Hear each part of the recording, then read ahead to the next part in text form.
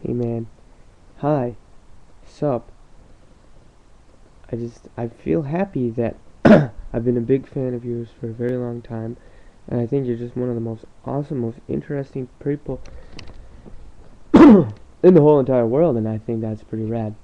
So, anyway, I always completely agreed with like everything you ever said except for this, and I'm pretty happy about that because I never had anything to say. What could I say? I agree. Just post a video response and say I agree. So I'm a long time subscriber. Not that long, just like a few weeks, but I'm a big fan. And I finally got a chance to disagree with you. So I finally can like have a discourse with you and I'm so excited. So just say I'm a big fan and you may not disagree. Just don't hurt my feelings, alright? Okay. So I wrote up a list of things that I had problem with your video, and maybe that was just a one-time feeling, but I feel like me watching that video and reacting was a one-time feeling too. Might as well just get it out there and put it there. That's what I felt at this specific moment was what I'm about to say. And maybe I'll never feel it ever again. Maybe you never felt that way ever again, but it gave us an opportunity to talk. Anyway, the first thing you said was thank God for Proposition 8. I don't think that you should bring God into politics because, what, thank God for speeding laws? Yeah, I'm pretty happy about that actually, but like, you're thanking God for things that aren't necessarily, I mean, God controlled everything and created the world, and and everything, but I don't think you should. I just don't feel like bringing God into politics. I could say if it didn't pass, I could say thank God for Proposition 8. So which one did he want? It's just you're saying it. So don't bring God into politics. You can if you want. Ultimately, you can do whatever you want. I'm just saying. Anyway, ultimately, don't bring race into this either. I don't think ultimately it wasn't the African American vote all those months ago or the Latino vote. I think ultimately, I use my hands a lot when I talk. Ultimately, it was the fault of people, and it wasn't necessarily a fault. It was just a thing that people did, and that's just what people did, and I think that's pretty cool that people did it. And I don't think we should be subdivided as voters. I mean, there are racial distinctions as Latino, African American, white, Native American, Asian, but ultimately we shouldn't break down people as voters into that way once they have voted. I think that's just like a demographic marketing thing type deal. I mean, there are cultural differences between the races, and those are nice because they give us more things to do.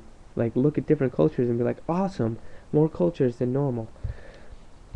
Well, not, that is not normal. But anyway, you're proud of NPR's of this guy saying that people can not change their skin color but can change their sexual orientation. Well, I think these things are very similar. You can't really change your sexual orientation, and you can't really change your skin color either. You can bleach it, which doesn't even really do anything, or and likewise you can go to like conversion therapy, or you can pray really hard. But ultimately, according to the APA, the American Sociological Association, American Psychological Association, with which I agree with sometimes but not all the time, you really can't change sexual orientation. Just like most people off the street can tell you, you really can't change your skin color. Even if you did, you'd still be the same race. Just like even if you played it straight, you'd still be a gay person. Anyway, so we shouldn't compare it to. I'm just going by my outline. I made a nice outline. We shouldn't compare it to civil rights. I think there's lots of things that are related to civil rights, and Coretta Scott King seemed to think so, and her husband was Martin Luther King Jr. Um, I think people are nicer now and less apt to beat protesters, so it's different in that respect. I mean, they never had gay slaves, but there were slaves that were gay since it happens in the population. Um, and and in many societies, not America, because America is one of the best countries in the world, and I like it better than all the other countries because all my friends live here. I have friends in other places, but most of them live here. Let me cough. But it's homosexuality is punishable by death.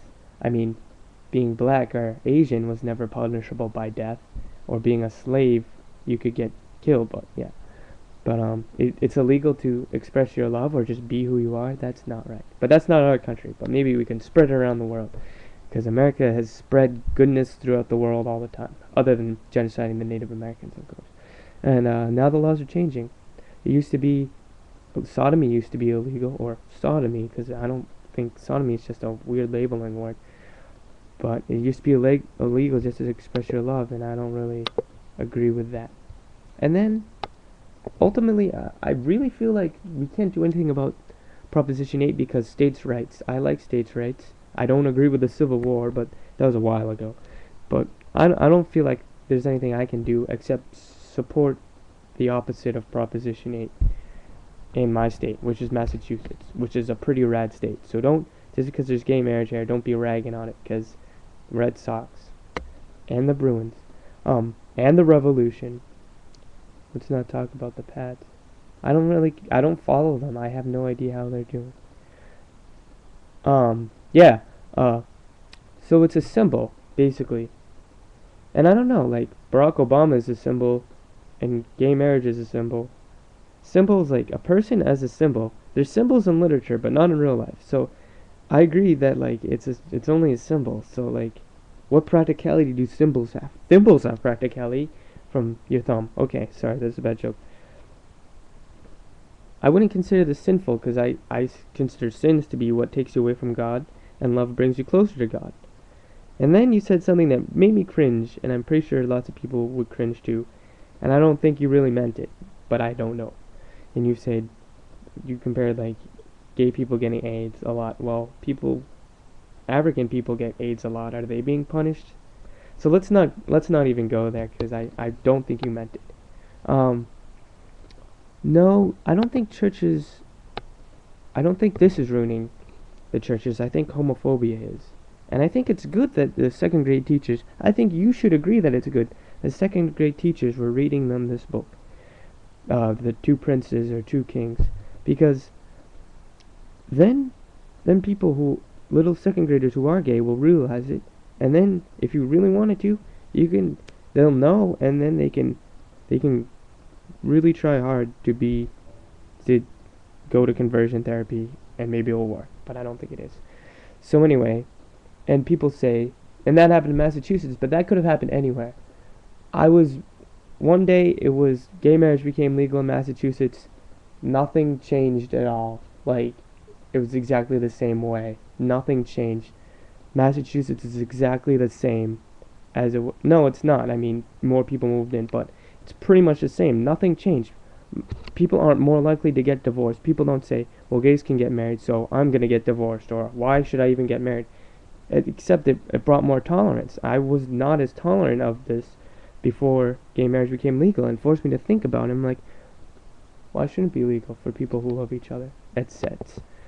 Anyway, America is free, and if you're not into getting gay married, then you shouldn't get gay married.